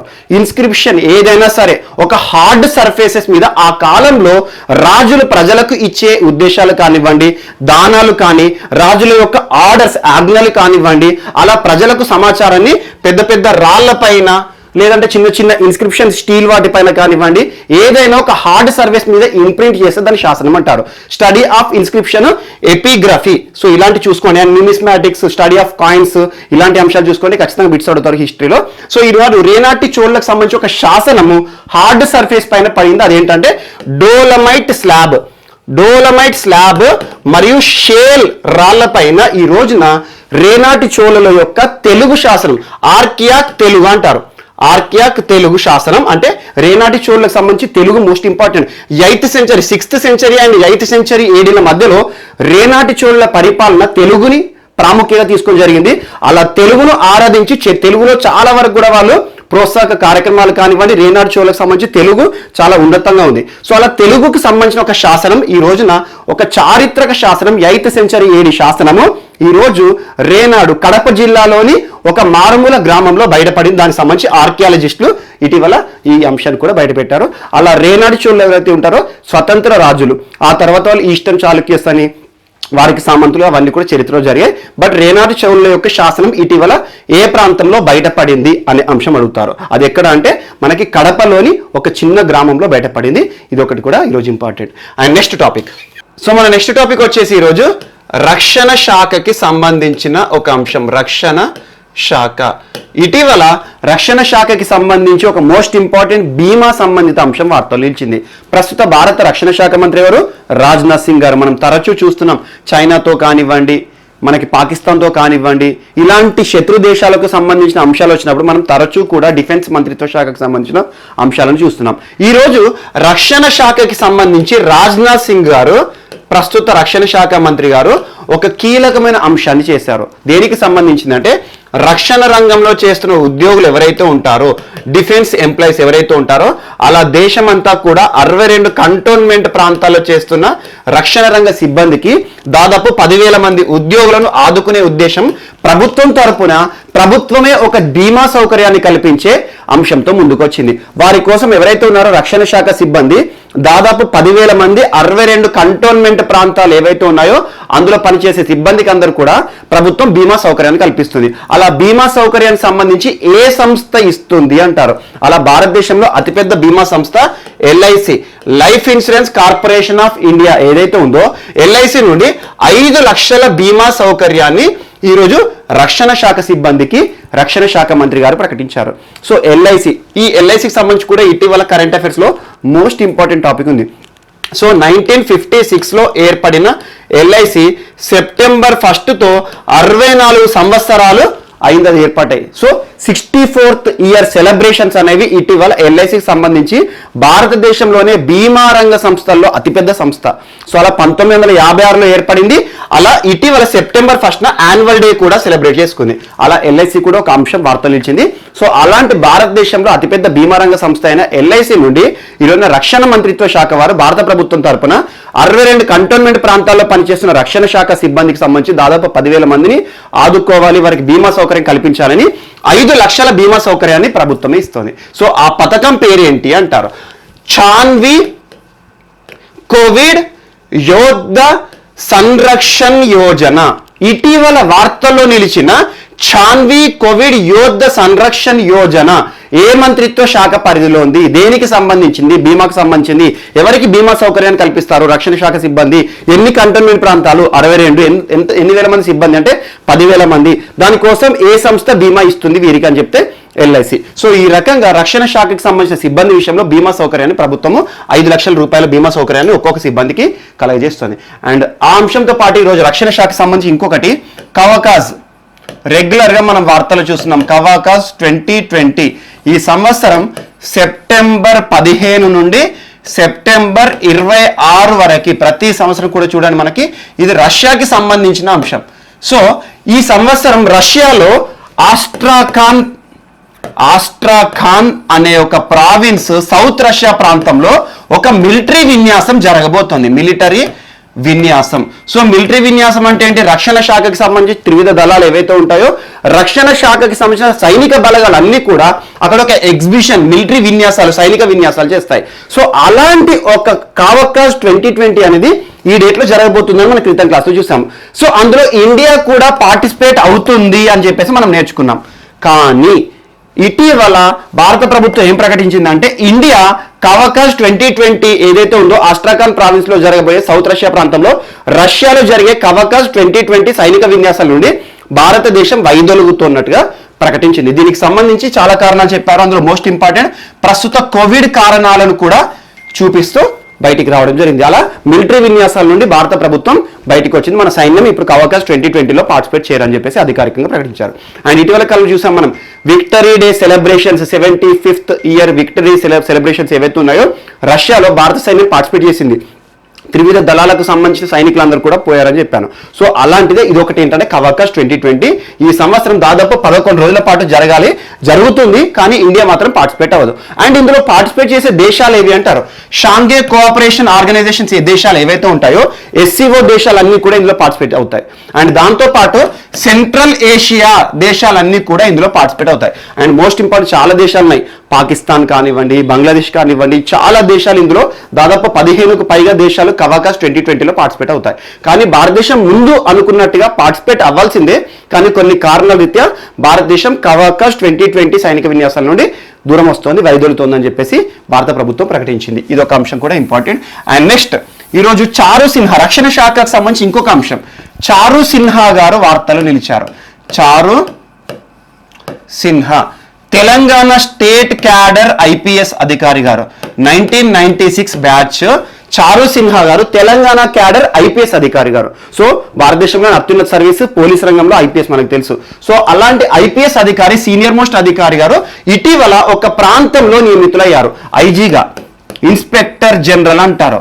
సో ఐజీగా, IG of CRPF, central reserve police force బలగాలు ఏవైతే ఉంటాయో మనం చూస్తూ ఉంటాం. రక్షణ బలగాలకి సంబంధించి చాలా ఉంటాయి, బార్డర్ సెక్యూరిటీ ఫోర్స్ అని, సిఆర్పిఎఫ్ అని, అలా స్పెషల్ ప్రొటెక్షన్ ఫోర్స్ అని, అలా కేంద్ర ప్రభుత్వ ఆధీనంలో రక్షణ బలగాలు చాలా ఉంటాయి. అందులో ఒకటి సిఆర్పిఎఫ్. సో అలాంటి సిఆర్పిఎఫ్ ఏదైతే ఉందో సిఆర్పిఎఫ్ పోలీస్ బలగాలు, కేంద్ర పోలీస్ బలగాలకు సంబంధించి జమ్మూ కాశ్మీర్లోని శ్రీనగర్ సెక్టార్ ఉంటుంది కదా, ఆ శ్రీనగర్ సెక్టార్ ప్రాంతంలో ఐజీగా తనను ప్రభుత్వం నియమించింది. సో ప్రభుత్వము ఇటీవల చారు సిన్హా, అండ్ గుర్తుంచుకోండి ఈ శ్రీనగర్ సెక్టార్ ఏదైతే ఉందో అందులో ఐజీ స్థాయిలో ఒక మహిళ పనిచేయడం అనేది మొట్టమొదటిసారి. సో అలా ఒక అత్యున్నత పదవి ఇన్స్పెక్టర్ జనరల్, ఆ పదవి సిఆర్పిఎఫ్ డిపార్ట్మెంట్ సంబంధించి కేంద్ర పోలీస్ బలగాలకు సంబంధించి ఇటీవల చారు సిన్హా గారిని భారత ప్రభుత్వము శ్రీనగర్ ప్రాంతం ఏదైతే ఉంటుందో శ్రీనగర్ సెక్టర్, జమ్మూ కాశ్మీర్ ప్రాంతంలోని శ్రీనగర్ సెక్టార్లో నియామకం చేయడం జరిగింది. అలా ఎందుకు అంటే చాలా కీలకమైన తీవ్రవాద ప్రాంతానికి సంబంధించి శ్రీనగర్ అనేది చాలా ఇంపార్టెంట్ పొజిషన్. అలా మనకి పక్క దేశం నుండి తీవ్రవాదులు పాకిస్తాన్ నుండి కానివ్వండి, వారు వీరు చొరబాటు అయ్యే పరిస్థితి కానివ్వండి, అక్కడ రక్షణ రంగానికి కాబట్టి చాలా స్ట్రాటజిక్ ఇంపార్టెంట్ పాయింట్. సో అలాంటి పాయింట్లో ఒక మహిళా అధికారి పనిచేయడం అనేది చాలా గౌరవం. సో అలా ఇటీవల చారు సిన్హా గారు జమ్మూ కాశ్మీర్ ప్రాంతానికి సంబంధించి శ్రీనగర్ సెక్టార్లో నియమితులయ్యారు. అంతకుముందు తను ఎక్కడ పనిచేశారంటే తన యొక్క కెరీర్ హిస్టరీ కనుక మనం చూస్తే చాలా ఉన్నాయి. తీవ్రవాద సమస్యలపై చాలా వరకు కూడా పోరాడారు. అంతెందుకు బీహార్లో తీవ్రవాదులకు సంబంధించి చాలా స్థావరాలను కూడా తను తుదమట్టించారు. సో అలా తీవ్రవాద రంగానికి సంబంధించి తీవ్రవాదులకు సంబంధించి తనకంటూ ఒక గుర్తింపుతో తీవ్రవాదాన్ని అంతం చేసిన ఒక మహిళ, ప్రస్తుతం సర్వీస్లో ఉన్న మహిళ, 1996 తెలంగాణ స్టేట్ క్యాడర్ పోలీస్ అధికారి చారు సిన్హా గారిని ఇటీవల శ్రీనగర్ సెక్టార్లో IG of CRPF, central police reserve force inspector జనరల్గా నియమితులు అవ్వడం జరిగింది. ఇది ఒకటి కూడా మోస్ట్ ఇంపార్టెంట్ ఈరోజు. అండ్ నెక్స్ట్, ఈరోజు కాన్పూర్ ఎక్కడండి? యూపీ ఉత్తరప్రదేశ్లోని కాన్పూర్కి సంబంధించి ఒక పెట్టుబడి వార్తలు నిలిచింది. ఆ పెట్టుబడి ఏంటంటే European investment bank. European investment bank అంటే యూరో ఖండం ఏదైతే ఉంటుందో యూరోపియన్ యూనియన్ కి సంబంధించిన ఒక ప్రసిద్ధ బ్యాంక్. సో ఏ హెడ్ క్వార్టర్ పనిచేస్తుందంటే లగ్జంబర్గ్ కేంద్రంగా పనిచేసే ఒక బ్యాంక్. లగ్జంబర్గ్ గురించి మీకు చాలా ప్రత్యేకత ఉంది. ప్రపంచంలో పేదరికం అనేది ప్రతి దేశాన్ని పట్టి పీడిస్తున్న ఒక సమస్యలకే సమస్య పేదరికం, నిరుద్యోగం. అలాంటిది ఈ రోజు ప్రపంచంలో అగ్రగామి దేశాలు మనకి సింపుల్గా చూడాలంటే అమెరికా, బ్రిటన్, ఆస్ట్రేలియా, ఫ్రాన్స్, ఏ దేశం అని తీసుకోండి, ఎంత పెద్ద ఆర్థిక వృద్ధి సాధించిన దేశమైనా, అభివృద్ధి సాధించిన దేశమైనా పేదరికం అనేది ప్రతి దేశాన్ని పట్టిపీడిస్తుంది. పేదరికం లేని దేశం అంటూ భూమిపైన లేదు. కానీ చాలా మంది శాస్త్రవేత్తలు కానీ ఆర్థికవేత్తలు కానీ చెప్పే పదం ఏంటంటే లగ్జంబర్గ్ అనే దేశంలో పేదరికం లేదు, 100% నో పావర్టీ నేషన్ అని చెప్పేసి చాలా మంది చెప్పారు. కానీ అధికారికంగా లగ్జంబర్గ్ ఇప్పటి వరకు అట్లకంటే ప్రకటించలేదు. కానీ నిజంగానే లగ్జంబర్గ్ దేశంలో పేదరికం అంటూ కనబడదు. ప్రతి ఒక్కరు కూడా ఉన్నత ప్రమాణాలతో జీవిస్తారు. సో అలాంటి లగ్జంబర్గ్ హెడ్ క్వార్టర్గా పనిచేస్తున్న ఒక సంస్థ, ఒక బ్యాంక్, ఆర్థిక పరమైన రంగమే యూరోపియన్ ఇన్వెస్ట్మెంట్ బ్యాంక్. ఈరోజు భారతదేశానికి సంబంధించి ఒక మెట్రో రైల్ ప్రాజెక్టుకి సంబంధించి కాన్పూర్ ఎక్కడ ఉంది? యూపీలోని కాన్పూర్లో నిర్మితం అవుతున్న మెట్రో రైల్కి సంబంధించి ఒక అమౌంట్ని శాంక్షన్ చేసింది. సో పెట్టుబడి పెడుతోంది. అది ఎంత అమౌంట్ అంటే 650 మిలియన్ యూరోలు, డాలర్లు కాదు, యూరోల రుణాన్ని ఇచ్చింది. సో అలా భారతదేశంలో ఒక మెట్రో రైల్ అని గుర్తుంచుకోండి. ఈ కాన్పూర్లో నిర్మితం అవుతున్న మొట్టమొదటి మెట్రో రైల్. సో మనకి మెట్రో రైల్ అని చూస్తూ ఉంటాం. మీరు హైదరాబాద్లో కానివ్వండి, బెంగళూరులో కానివ్వండి, నమ్మ మెట్రో, లేదంటే ఢిల్లీలో కానివ్వండి, అలా పెద్ద పెద్ద మెట్రోపాలిటన్ సిటీలో మెట్రో రైల్స్ ఉంటాయి. సో అలా మెట్రో రైల్ అనేది పెరుగుతున్న జనాభాను దృష్టిలో ఉంచుకొని, ట్రాఫిక్ని దృష్టిలో ఉంచుకొని, ప్రజా రవాణా విషయంలో మోస్ట్ ఇంపార్టెంట్, పొల్యూషన్ ఫ్రీ చేయడానికి కూడా మోస్ట్ ఇంపార్టెంట్, అత్యంత అధునాతన సౌకర్యాలతో ఏసీ కోచెస్ ఉంటాయి. సో అలా మెట్రో రైల్ గురించి కదా.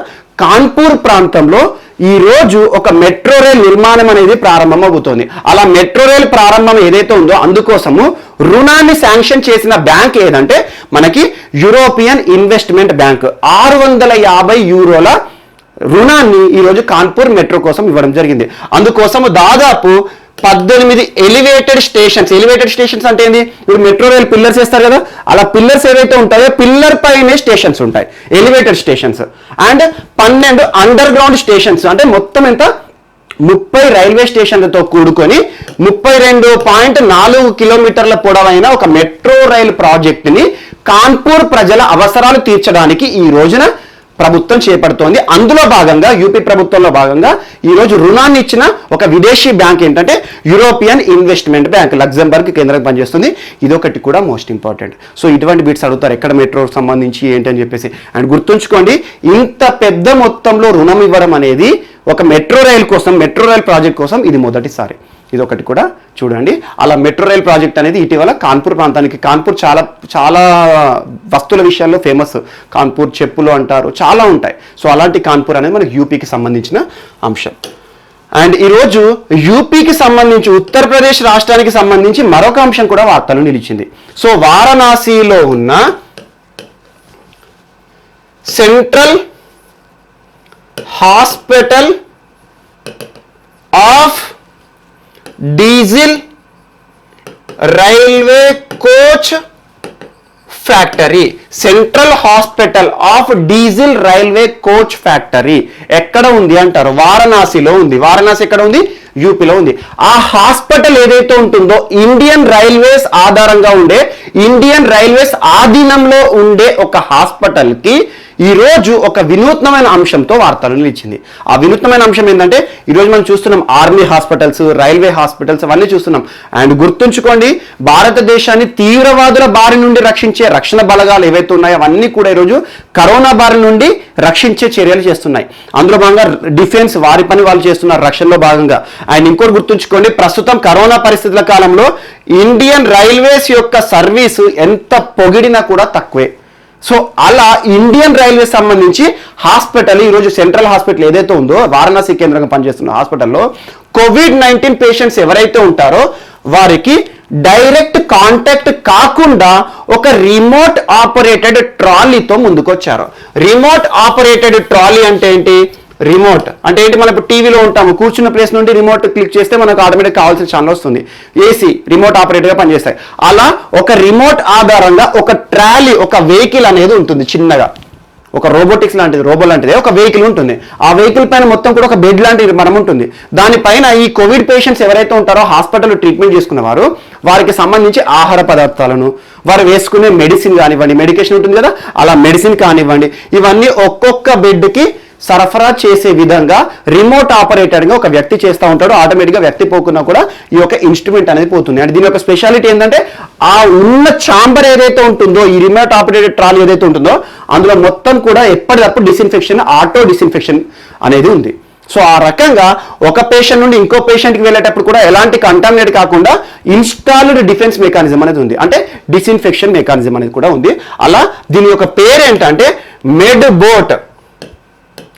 ఇటీవల మెడ్ బోట్ పేరుతో రిమోట్ ఆపరేటెడ్ ట్రాలీ వార్తలో నిలిచింది. ఏ ప్రాంతంలో అంటారు? వారణాసిలోని సెంట్రల్ హాస్పిటల్. సో ఆ హాస్పిటల్లో పేషెంట్స్కి సర్వీస్ ఇవ్వడానికి, ఎందుకంటే ఒక్కొక్క పేషెంట్, ఒక్కొక్క కరోనా వారియర్ ఎవరైతే ఉంటారో కరోనా వ్యాధిగ్రస్తులను ట్రీట్ చేసే వైద్యులు కానీ, సిబ్బంది కానీ, నర్సులు కానీ ఒక్కొక్క పేషెంట్ దగ్గరికి వెళ్ళడానికి భయపడుతూ ఉంటారు చాలా మంది. అయినా కూడా పీపీ కోడ్స్ వేసుకుని సర్వీస్ అంతటా కూడా అదే జరుగుతుంది. సో అలాంటి సర్వీస్ డైరెక్ట్ కాంటాక్ట్ అవ్వకుండా ఒక పరికరం ద్వారా చేస్తే అయిపోతుంది. కానీ ఒక మెడిబోట్ అనే ఒక చిన్న వెహికల్ లాంటి నిర్మాణంతో ఎక్కడికి పడితే అక్కడ మనకి వేళలా ఒక రిమోట్ ఆపరేటర్ ట్రాలీతో ముందుకు వచ్చారు ఇండియన్ రైల్వేస్ వారు. ఇది ఒకటి కూడా రైల్వేస్ కింద యాడ్ చేసుకోండి, most important. And next, largest solar tree, అత్యంత పెద్ద సోలార్ చెట్టు ఇటీవల వార్తల్లో నిలిచింది. ఏ ప్రాంతానికి సంబంధించి అంటే దుర్గాపూర్. దుర్గాపూర్ ఎక్కడ ఉంది? వెస్ట్ బెంగాల్. మీకు జాగ్రఫీలో దుర్గాపూర్ అనేది చాలా ఇంపార్టెంట్, దేనికి ప్రసిద్ధ చూస్తూనే ఉంటారు. సో ఈరోజు దుర్గాపూర్లో, వెస్ట్ బెంగాల్లోని దుర్గాపూర్లో ఒక ఇన్స్టాలేషన్ అనేది జరిగింది. ఇన్స్టాల్మెంట్ కాదు, ఇన్స్టాలేషన్ అనేది జరిగింది. ఇన్స్టాలేషన్ అంటే ఏంటి? ఆ ప్రాంతంలో ఒక పరికరాన్ని ఏర్పాటు చేశారు. అదేంటంటే మనం ట్రీ అంటున్నాను. ట్రీ అంటే చెట్టు ఏదైతే ఉందో చిన్న శాప్లింగ్ పెడితే అది పెరుగుతూ ఉంటుంది. సో ఒక ప్రాంతంలో ఒక చెట్టు లాంటి నిర్మాణమే ఇన్స్టాలేషన్ ఏదైతే ఉందో ఉంది. కానీ దీని యొక్క చెట్టు యొక్క నిర్మాణం ఏంటంటే ఇవన్నీ కూడా సోలార్ ప్లేట్స్తో కూడుకొని ఉన్న చెట్టు. అలా సోలార్ ప్లేట్లని, సోలార్ విద్యుత్ని ఉత్పత్తి చేసే ఉద్దేశంతో ఎక్కడెక్కడైతే తక్కువ ప్లేస్ ఉన్నా కూడా ఆ తక్కువ ప్లేస్లో చెట్ల నిర్మాణం వేసి పైన కొమ్మలన్నీ విస్తృతంగా ఉంటాయి కదా, అలాంటి కొమ్మల ప్లేస్ ఏదైతే ఉంటుందో ఆ ప్లేస్లో సోలార్ ప్లేట్లను ఏర్పాటు చేస్తున్నారు. అలా ఏర్పాటు చేసి మనకి ప్రస్తుతం ఏంటంటే renewable energy, most important renewable energy సౌరశక్తి. సో సూర్యుని యొక్క ఎండ ఎలాగ పడుతుంది కాబట్టి ఆ ఎండ ఏదైతే ఉంటుందో ఈ ప్లేట్ల పైన పడే విధంగా దాని యొక్క నిర్మాణం చేస్తారు. సింపుల్గా చెప్పాలంటే ఏంటంటే ఒక చెట్టు లాంటి ఆకృతే కానీ చెట్టు కాదు. అది ఏ చెట్టు? Solar tree. అలా ప్రపంచంలోనే ఒక చెట్టు లాంటి నిర్మితితో సోలార్ ప్లాంట్ని ఏర్పాటు చేసిన దేశంగా భారతదేశం ఈరోజు అవతరించింది. సో అలా ఒక చిన్న విస్తీర్ణమైన ప్లేస్లో పెద్ద మొత్తంలో సోలార్ ప్లేట్లు ఏర్పాటు చేశారు. అలా ఒక్కొక్క చెట్టు ఏదైతే ఉంటుందో ఒక్కొక్క చెట్టుకి దాదాపు 35 నుండి 40 సోలార్ ప్లేట్లను బిగిస్తారు. సో అలా ఒక చెట్టు యొక్క ఈ సోలార్ ఉత్పత్తి ఎంత అవుతుంది? సోలార్ శక్తి ఎంత వస్తుంది అంటే దాదాపు 12,000 నుండి 14,000 యూనిట్లు, మనకు యూనిట్ అంటే తెలుసు కదా, ఎన్ని యూనిట్లు కరెంట్ కలుగుతుంది అంటాము. సో అలా ఒక సంవత్సరంలో యావరేజ్గా 12,000 నుండి 14,000 యూనిట్ల విద్యుత్ను ఉత్పత్తి చేసే సామర్థ్యంతో ఒక సోలార్ ట్రీని ఏర్పాటు చేయడం జరిగింది. ఎక్కడ అంటే దుర్గాపూర్, వెస్ట్ బెంగాల్లో. ఎవరు ఏర్పాటు చేశారంటారు? CSIR అంటే council of scientific and industrial research, CSIR council of scientific and industrial research, మరియు CMERI central mechanical engineering research institute, central mechanical engineering research institute CMERI మరియు CSIR ఈ రెండు సంస్థలు భాగస్వామ్యంగా చేసుకొని ఒక సోలార్ చెట్టు, ప్రపంచంలోనే అతిపెద్ద సోలార్ చెట్టు, దాని యొక్క ఆశయం ఏంటి, లక్ష్యం ఏంటంటే సోలార్ శక్తిని ఉత్పత్తి చేయాలి. ప్రస్తుతం సోలార్ శక్తి పైన విపరీతమైన ప్రయోగాలు జరుగుతున్నాయి కదా, అలా ఒక చెట్టు రూపంలో ఇప్పటి వరకు ఎక్కడ కూడా సోలార్ ఉత్పత్తిని చేయలేదు. సో అలా సోలార్ ప్లేట్స్ ఏవైతే ఉంటాయో కామన్గా మనకు రూఫ్ టాప్ పైన వేసే సోలార్ ప్లేట్లు, ఇటీవల కాలంలో మనం రేవా ప్రాంతంలో ఏర్పాటైన సోలార్ ప్యానల్స్ అవన్నీ అన్ని సేమ్ ఉంటాయి. కాకపోతే నిర్మాణం ఎలా ఉంటాయంటే కొమ్మల ప్లేస్లో ఈ ప్యానల్స్ ఉంటాయి. సో అలా ఒక ఉత్పత్తి సామర్థ్యం అనేది 12,000 నుండి 14,000 యూనిట్లు యావరేజ్గా ఒక సంవత్సరానికి ఉత్పత్తి అయ్యే విధంగా ఏర్పాటు చేయడం జరిగింది. దీని ద్వారా అడ్వాంటేజ్ ఏంటంటే థర్మల్ ఎనర్జీ ఏదైతే ఉంటుందో థర్మల్ ఎనర్జీ ఉత్పత్తిలో చాలా వరకు కూడా కాలుష్యం అనేది వెదజల్లుతుంది. సో అలాంటి కాలుష్య కారకాలన్నింటినీ కూడా తగ్గిస్తుంది, ఎందుకంటే సోలార్ ఉత్పత్తి అవుతుంది. సో ఇది ఎకో ఫ్రెండ్లీ, మనకి పొల్యూషన్ ఫ్రీ. సో ఇలాంటి ఉత్పత్తుల పైన కూడా ఇటీవల వార్తలు ఇస్తాయి. సో దీని గురించి ఖచ్చితంగా చూడండి. ఇటీవల ప్రపంచంలోనే అతిపెద్ద సోలార్ చెట్టు ఏ ప్రాంతంలో నిర్మితమైంది అంటారు? అది ఎక్కడ అంటే మనకి దుర్గాపూర్, వెస్ట్ బెంగాల్. ఎవరు ఏర్పాటు చేశారు? CSIR CMERI సంస్థలు. సో దీని యొక్క ఉత్పత్తి సామర్థ్యం ఎంత? విద్యుత్ ఉత్పత్తి ఒక చెట్టు యొక్క ఉత్పత్తి అంటే మనకి 12,000 నుండి 14,000 యూనిట్ల ఉత్పత్తి యావరేజ్గా సగటున ఒక సంవత్సరానికి. అదొకటి చూడండి. Okay, next. సో ఇది కూడా ఎనర్జీకి సంబంధించిన అంశమే, ఎనర్జీ. సో ఎనర్జీకి సంబంధించిన అంశం ఏంటంటే ఇటీవల ministry of coal Prahlad Joshi garu ఒక వెబినార్ ద్వారా ఒక స్పీచ్ ఇచ్చారు. ఒక వెబినార్ ఏంటంటే మనకి ప్రస్తుతం ఏదైనా కూడా ఎలాంటి సమ్మిట్స్ అయినా కూడా వర్చువల్గా జరుగుతున్నాయి. సో వెబినార్ ద్వారా ఒక వర్చువల్గా జరిగిన ఒక స్పీచ్లో భారత కోల్ మినిస్ట్రీ, ప్రస్తుతం ఎవరు మనకి Prahlad Joshi garu, honourable union minister for coal mines and parliamentary affairs కూడా తానే, ఎందుకంటే పార్లమెంట్ సమావేశాలు ఇప్పుడు రానున్నాయి కదా, అలా పార్లమెంట్ సంబంధించిన అన్ని వ్యవహారాలు చూసుకునేది కూడా తానే అన్నట్టు ఒక మంత్రిత్వ శాఖ ఉంటుంది. ప్రహ్లాద్ జోషి గారు ఇటీవల భారతదేశానికి సంబంధించి ఒక కీలకమైన అంశాన్ని ప్రస్తావించారు. Surface coal gasification and coal liquefaction అనే ఒక వెబినార్లో ప్రస్తావిస్తూ భారతదేశం రానున్న 2030 సంవత్సరం కల్లా టోటల్ కోల్ గ్యాసిఫికేషన్ చేస్తాము. 2030 వరకల్లా కనీసం 100 మిలియన్ టన్నుల కోల్ గ్యాసిఫికేషన్ చేస్తాము అని చెప్పేసి ఒకటి ప్రస్తావించారు. అందులో భాగంగా దాదాపు 5 నుండి 6 లక్షల కోట్ల రూపాయలు ఇందులో ఇన్వెస్ట్మెంట్స్ కూడా ఆహ్వానిస్తాం, పెట్టుబడులు కూడా ఆహ్వానిస్తామని చెప్పేసి కోల్ గ్యాసిఫికేషన్ టార్గెట్ చెప్పారు. భారతదేశం రానున్న టైం ఏదైతే ఉందో 2030 వరకల్లా 100 మిలియన్ టన్నుల కోల్ గ్యాసిఫికేషన్ మరియు లిక్విఫాక్షన్ చేసే ఉద్దేశంతో ముందుకు వస్తోంది. అందులో భాగంగా దాదాపు 5 లక్షల కోట్ల రూపాయలు ఇందులో ఇన్వెస్ట్మెంట్ కూడా పెడతామని చెప్పేసి ఒక అంశం చెప్పారు. సో ఇది కూడా ఏంటంటే మనకి మోస్ట్ ఇంపార్టెంట్ పర్యావరణ సంబంధిత ఒక అంశం కాబట్టి సోలార్ ట్రీతో కలిపాను. అండ్ గుర్తుంచుకోండి, సోలార్ ట్రీ అనేది చాలా ఇంపార్టెంట్, దాని గురించి ఖచ్చితంగా బిట్ వస్తుంది. సో ఇది ఒక అంశం కూడా ఈరోజు వార్తలు నిలిచింది. సో ఈరోజు వార్తలు నిలిచిన నెక్స్ట్ అంశం ఏంటంటే ఒడిషా రాష్ట్రానికి సంబంధించిన అంశం. ఒడిషా రాష్ట్ర ప్రభుత్వం ఇటీవల 2 యాప్లను ప్రారంభించింది. ప్రస్తుతం ఒడిషా రాష్ట్ర ముఖ్యమంత్రి ఎవరు?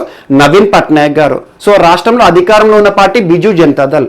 సో తరచూ మనం ఒడిషాకి సంబంధించిన అంశాలు ఏం చూస్తున్నామంటే ఎక్కువగా ఇష్యూస్ ట్రైబల్ రిలేటెడ్ ఇష్యూస్ వార్తలు ఇస్తున్నాయి. ఇటీవల ట్రైబల్ కాంప్లెక్సెస్ అని మరియు ట్రైబల్ రిలేటెడ్ ఇష్యూస్ అన్ని కూడా మనం చర్చించుకుంటాం ఇటీవలలో, ట్రైబల్ రిలేటెడ్ అన్ని అంశాలు కూడా. అండ్ దాంతోపాటు వ్యవసాయ సంబంధిత అంశాల్లో ఇటీవల ఒడిషాకి సంబంధించిన ఎక్కువ అంశాలు మనం చర్చించిన అంశాల్లో ఉన్నాయి.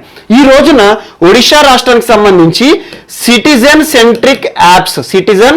సెంట్రిక్ యాప్స్ అంటే పౌరులను ఉద్దేశించి రాష్ట్ర ప్రభుత్వం నుండి పౌరులకి రావాల్సిన సౌకర్యాలు కానివ్వండి, బెనిఫిట్స్ కానివ్వండి మరింత సులభతరం చేసే ఉద్దేశంతో 2 మొబైల్ యాప్లను ఈరోజు ఒడిశా రాష్ట్ర ప్రభుత్వం అధికారికంగా ప్రారంభించింది. అలా రాష్ట్రంలోని అర్బన్ ప్రాంతాలను దృష్టిలో ఉంచుకొని మరియు మున్సిపాలిటీ ప్రాంతాలన్నింటినీ కూడా దృష్టిలో ఉంచుకొని పౌరులకు మరింత దగ్గర కావడానికి, చేరువ కావడానికి ప్రభుత్వం 2 యాప్ల రూపంలో దగ్గరికి వచ్చింది. ఆ యాప్ల పేర్లు అంటే అమర్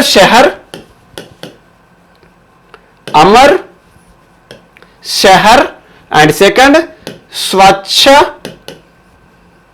షహర్ ఒడిషా.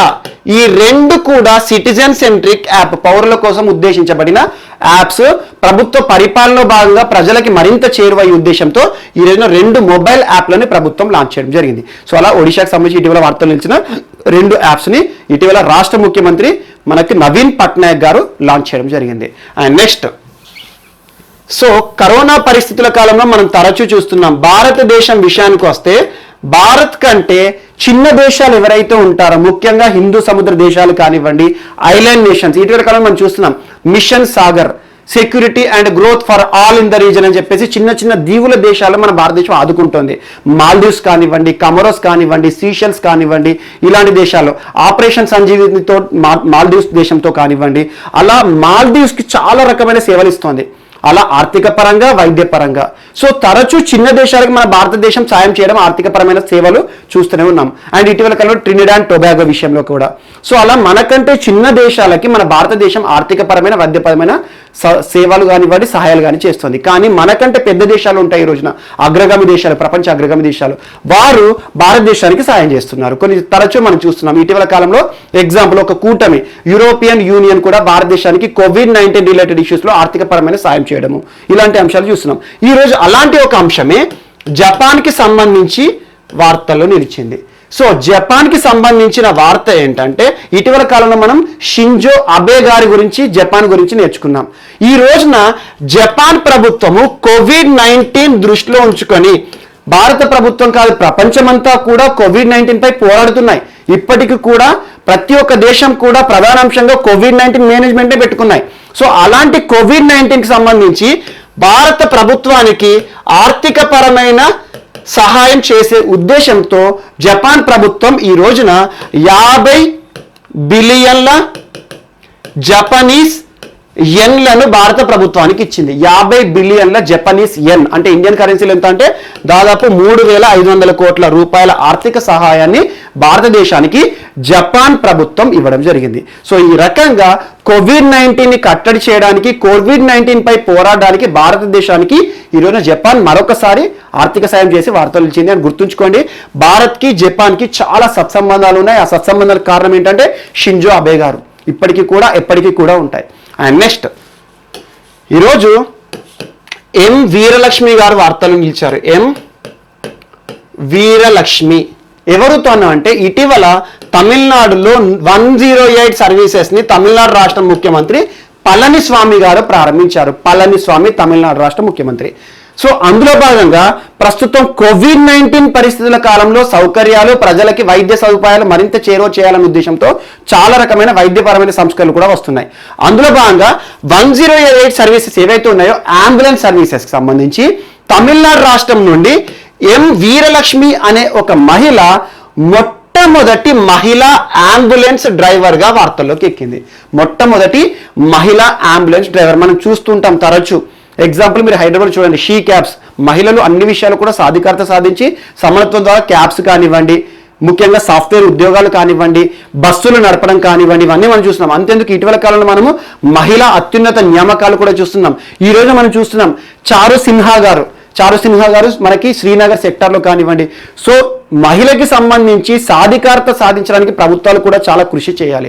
అందులో భాగంగా ఈరోజు మొట్టమొదటి మహిళా అంబులెన్స్ డ్రైవర్గా ఈరోజు తమిళనాడుకు సంబంధించి వీరలక్ష్మి గారు వార్తలు నిలిచారు. అలా మొట్టమొదటి మహిళా అంబులెన్స్ అని చెప్పేసి వీరలక్ష్మి గారు ఖ్యాతి గడించారు.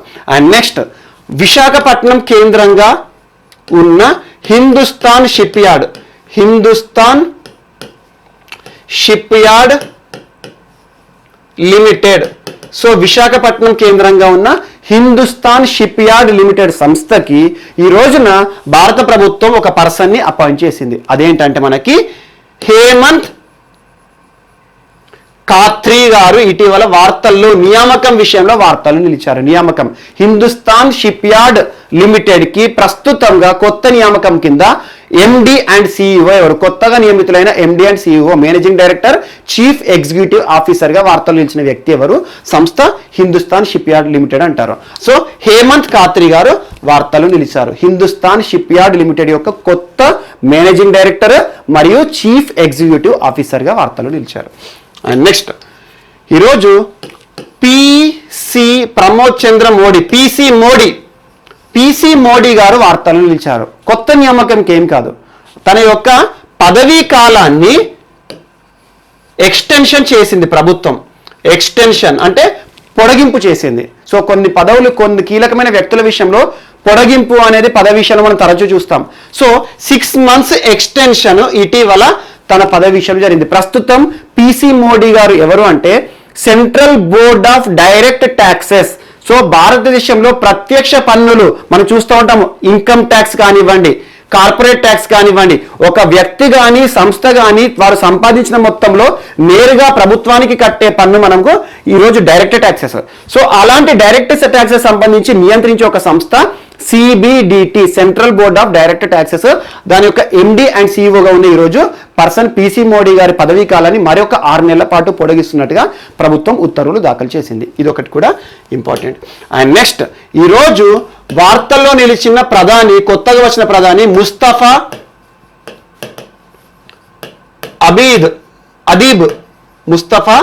అదీబ్ వార్తలు నిలిచారు.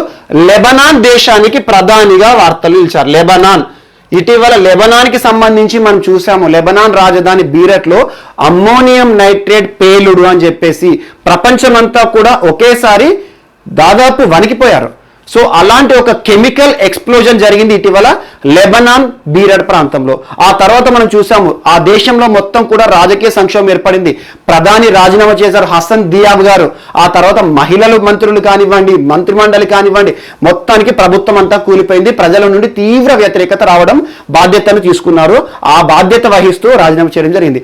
అలా ఈ రోజు లెబనాన్కి కొత్త ప్రధానిగా ఎవరు నియమితులయ్యారంటే ముస్తఫా అదీబ్ గారు నియమితులు అవ్వడం జరిగింది. అంతకుముందు ఇతను వేరే దేశాలకు రాయబారిగా కూడా పనిచేస్తాడు. ఈరోజు లెబనాన్ దేశం యొక్క కొత్త ప్రధానిగా వార్తలు ఇచ్చారు. అంతకుముందు హసన్ దియాబ్ గారు ఉండే, అతని స్థానంలో ఇతను రావడం జరిగింది. నెక్స్ట్ ఈరోజు ఇంకొక అంశం ఏంటంటే మాతంగి నరసయ్య గారు కూడా చనిపోయారు. తెలంగాణ రాష్ట్రానికి సంబంధించి మాజీ మంత్రి, దాదాపు 3 సార్లు ఎమ్మెల్యేగా గెలిచారు. టీడీపీ వ్యవస్థాపక కమిటీ ఏదైతే ఉందో ఎన్టీ రామారావు గారికి సన్నిహితుడు. తర్వాత కాలంలో కూడా టీడీపీలో కొంతకాలం కొనసాగారు. మాతంగి నరసయ్య గారు తెలంగాణ ప్రాంతం నుండి చనిపోయారు. వార్తలు నిలిచిన వ్యక్తిగా నిలిచారు. అండ్ దాంతోపాటు ఈరోజు వార్తలు నిలిచిన లాస్ట్ ఒక పుస్తకం ఏంటంటే ఈరోజు మనకి కరణ్ జోహర్ బాలీవుడ్ ప్రొడ్యూసర్, బాలీవుడ్ డైరెక్టర్. చాలా మంది తెలుసు. ఇటీవల కొన్ని వివాదాస్పద అంశాల్లో కూడా తనపై చాలా మంది విమర్శిస్తున్నారు. సుశాంత్ సింగ్ రాజ్పుత్ మరణం తర్వాత తను కూడా రెగ్యులర్గా వార్తలు నిలుస్తున్నాడు. సో కరణ్ జోహర్ గారు రచించిన ఒక పుస్తకం వార్తలు నిలిచింది. చిన్నపిల్లలకు సంబంధించి కొన్ని అంశాలను ప్రస్తావిస్తూ ఒక పుస్తకాన్ని రచించారు. ఆ పుస్తకం పేరు మోస్ట్ ఇంపార్టెంట్. అదేంటంటే the big thoughts of the little love. The big thoughts of the little love అంటే చిన్న పిల్లల యొక్క పెద్ద ఆలోచనలు అన్నట్టు. సో అలా the big thoughts of little love ఇటీవల వార్తలో నిలిచిన పుస్తకము రచయిత ఎవరు అంటారు. సో ప్రస్తుతం మనకి కరణ్ జోహర్ ఈ బుక్ని ఆథర్ చేయడం జరిగింది. అండ్ వార్తలు నిలిచిన ఇంకొక వ్యక్తి కూడా మర్చిపోయాను, అవిక్ సర్కార్ గారు. ప్రస్తుతం అవిక్ సర్కార్ గారు ప్రెస్ ట్రస్ట్ ఆఫ్ ఇండియా చైర్మన్గా వార్తలు నిలిచారు. అండ్ గుర్తుంచుకోండి, ఇటీవల కాలంలో ప్రెస్ ట్రస్ట్ ఆఫ్ ఇండియా విషయంలో ఒక సంస్థతో వివాదం గురించి మనం చర్చించాము. ప్రెస్ ట్రస్ట్ ఆఫ్ ఇండియా ఏంటి, ప్రసార భారతి ఏంటి, ఇలాంటి అంశాలు మనం చూసాము. ప్రస్తుతం అవిక్ సర్కార్ గారు ప్రెస్ ట్రస్ట్ ఆఫ్ ఇండియాకి కొత్త చైర్మన్గా నియమితులైన వ్యక్తిగా కూడా ఈరోజు వార్తలు నిలిచారు. సో ఇవి మనకి ఈరోజు వార్తలు నిలిచిన వ్యక్తులు, అవార్డులు, పుస్తకాలు మరి అన్ని కూడా కవర్ చేశాను. ఒక 2 అంశాలు, ఎందుకంటే టైం అనేది 1 hour మ్యాక్సిమం ఉండాలని చెప్పేసి అంటున్నారు చాలా మంది. కాబట్టి మిగిలిపోయిన అంశాలు ఏవైనా ఉంటే మాత్రం రేపటి క్లాస్తో లింక్ చేస్తూ మనం నేర్చుకుందాం. Thank you.